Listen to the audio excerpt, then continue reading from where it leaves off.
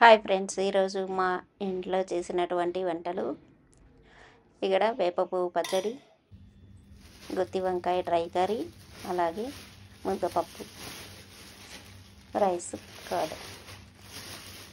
ఇది వేప పువ్వు మాత్రమే కొమ్మలు కొమ్మలుగా విరుచుకొని వచ్చినది. ఫ్రెష్గా ఉండేటటువంటి పువ్వుతోటి ఈరోజు పచ్చడి చేసుకోవాలని అనుకున్నాము. అందుకోసం ఇలా ఎక్కువగా మనం పువ్వు తెచ్చుకోవాలి.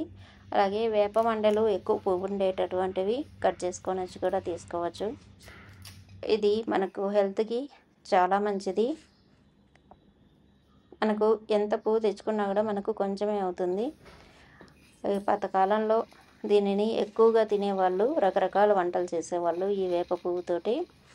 ఇలా మనం కొమ్మల నుంచి విడి చేసుకున్న తర్వాత ఇలా బాగా నలిపేసుకున్నట్లయితే మనకు పువ్వు విడిగా వచ్చేస్తుంది కిందకి. పైన ఉండే కొమ్మలన్నీ కూడా చిన్న చిన్న కొమ్మలు తీసేయాలి. దీనిని మా అమ్మమ్మ వాళ్ళు ఎక్కువగా 1 year ఉండేలాగా ఎండబెట్టుకొని ఈ పువ్వుని వంట చేసుకునేవాళ్ళు. పచ్చళ్ళు, అలాగే కర్రీస్, అంటే తాలింపు లాంటి కర్రీస్ ఇలాంటివన్నీ చేసుకునేవాళ్ళు దీనితోటి. పాతకాలంలో ఎక్కువ మంది పిల్లలు ఉండేవాళ్ళు కాబట్టి, అప్పుడు సీజనల్ ఫుడ్ కాబట్టి ఎక్కువగా కూరగాయలన్నీ దొరికేవి కాదు కాబట్టి ఇలాంటివన్నీ స్టోర్ చేసి పెట్టుకొని తినేవాళ్ళు. అందువలన వాళ్ళకి బీపీలు, షుగర్లు ఏమీ లేకుండా హెల్తీగా ఉండేవాళ్ళు. ఈ వేప పువ్వు పచ్చడి అట్లీస్ట్ మనం ఒక 4-5 సార్లు అయినా తిన్నట్లయితే మనకు హెల్త్కి చాలా మంచిది. ఇది 1.5 month వరకే ఉంటుంది కాబట్టి ఆ తర్వాత మనకు పువ్వు దొరకదు. దొరికినప్పుడు ఇది చేసుకొని తింటే చాలా మంచిది. అంతేకాకుండా చేట ఉన్నట్లయితే త్వరగా అయిపోతుంది. మనం ఇక్కడ చూస్తున్నటువంటి చిన్న చిన్న రెక్కలు మాత్రమే యూజ్ చేసుకుంటాము.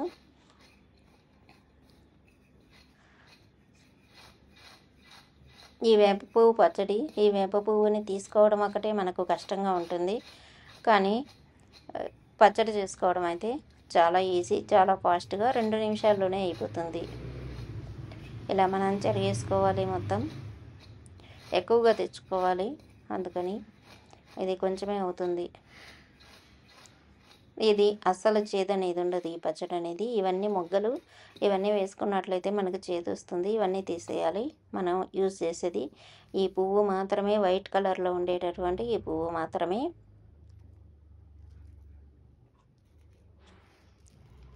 ఇలా ఒక 5 రెక్కలు ఉంటాయి ఒక పువ్వుకి. ఆ పువ్వు అంతా సపరేట్గా వచ్చేస్తుంది మనం ఇలా చేసుకోవడం వల్ల. మీకు డీటెయిల్గా చూపించడం ఇక్కడ జరిగింది. ఇప్పుడు దీంట్లో కూడా మనకు ఎల్లో కలరు చిన్న చిన్నది ఆ పువ్వు లోపల ఉండేటటువంటిది ఉంటుంది. దాన్ని కూడా రాకుండా మనం తీసుకోవాలి. ఇక్కడ నేను దోసెడు వరకు ఈ పువ్వు వచ్చింది కాబట్టి ఒక చిన్న మామిడికాయ తీసుకుంటున్నాను. ఈ మామిడికాయ పులుపు ఉండనటువంటి మామిడికాయ తీసుకోవాలి. ఎక్కువ పులుపు ఉండకూడదు ఈ పచ్చడికి. ఇలా పైనే బేజారుకొని ఒక గిన్నెలోకి వేసుకోవాలి. దీని కింద అడుగున మనకు ఎల్లో కలర్లో చిన్న చిన్న డాట్స్ లాంటి ఆ ఫ్లవర్ లోపల ఉండేటటువంటివి ఉంటాయి, అది కూడా వేసుకోకూడదు. ఇవన్నీ కూడా మన పాతకాలం వంటలు కాబట్టి అలవాటు ఉంటేనే తినగలము. ట్రెడిషనల్ వంటలు అందరికీ సూట్ అవ్వవు, నచ్చవు కూడాను. ఎందుకంటే వాళ్ళ పద్ధతుల్లో చేసుకుంటారు కాబట్టి. మనకి ఇక్కడ ఇంతే వచ్చింది. ఇప్పుడు మామిడికాయని సన్నగా కట్ చేసుకోవాలి.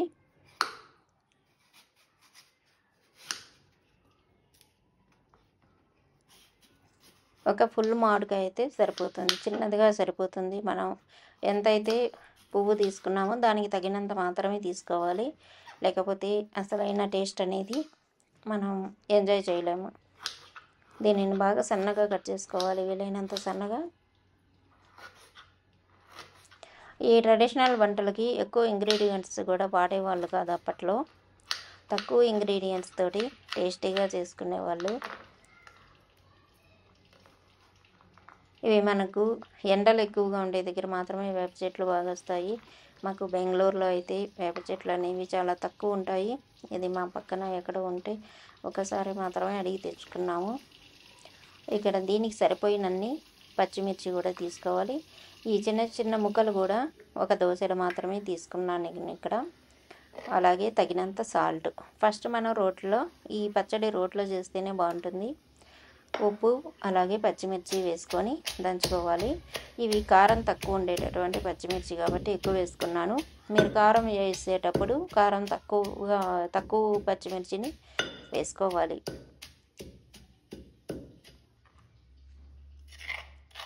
ఇలా మెత్తగా దంచేసుకోవాలి పచ్చిమిర్చి.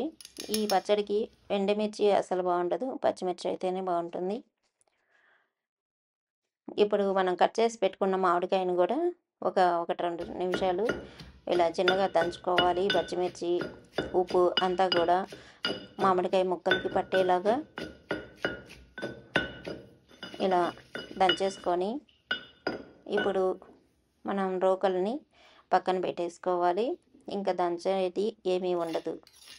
దీన్ని బాగా కలుపుకొనేసి ఇలా మనకు బాగా అప్లై అయిపోతుంది పచ్చిమిర్చి అంతా కూడా మామిడికాయ ముక్కలకి.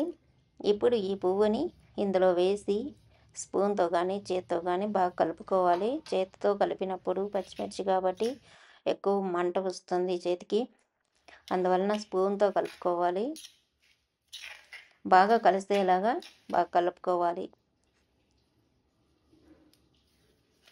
ఇది మనకు ఖర్చు లేకుండా వచ్చేటటువంటి హెల్తీ ఇంగ్రీడియంట్, అలాగే హెల్తీ రెసిపీ.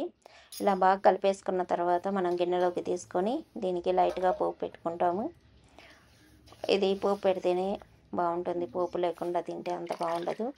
పచ్చడి దంచిన వెంటనే రోల్ అనేది ఎప్పుడైనా కూడా కడిగేసుకోవాలి, అలాగే వదిలేసి వచ్చేయకూడదు. ఇప్పుడు బాణంలో 2 స్పూన్లు ఆయిల్ వేసుకొని కొంచెం ఆవాలు వేసుకొని ఈ పోపుని పచ్చడిలో కలిపేసుకోవడమే. దీనికి వెల్లుల్లి, ఇంగువ ఇలాంటివి కూడా యాడ్ చేయము. అవి వేసినట్లయితే వాటి టేస్ట్ అనేది మారిపోతుంది. మనం వేప పువ్వుని ఎంజాయ్ చేయలేము. అందువలన ఆ స్మెల్ ఉండేటటువంటి ఆనియన్స్ కానీ, వెల్లుల్లి కానీ, ఇంగువ కానీ ఇలాంటివి కూడా ఇందులో వేయము. అలాగే జీలకర్ర కూడా యాడ్ చేయం దీనికి. ఇది మనకు కడుపులో ఉండేటటువంటి నులుపురుగులు ఇలాంటివన్నీ కూడా తీసేస్తుంది పచ్చడి అనేది. ఒకసారి ట్రై చేయండి, కొంచెంగా ట్రై చేసుకోండి, నచ్చితే మరలా చేసుకోండి. ఇది సీజన్ కాబట్టి తప్పకుండా చేసుకోవాలి. ఈరోజు మా ఇంట్లో చేసిన వంటలు ఇవి: వేప పువ్వు పచ్చడి, అలాగే డ్రై వంకాయ, గుత్తి వంకాయ, అలాగే అన్నం. నేను పప్పు 2 కూడా బాగా నెయ్యి వేసి నైవేద్యం పెట్టాను అవి. అలాగే పెరుగు, పెరుగు మాకు కంపల్సరీగా ఉంటుంది డైలీ.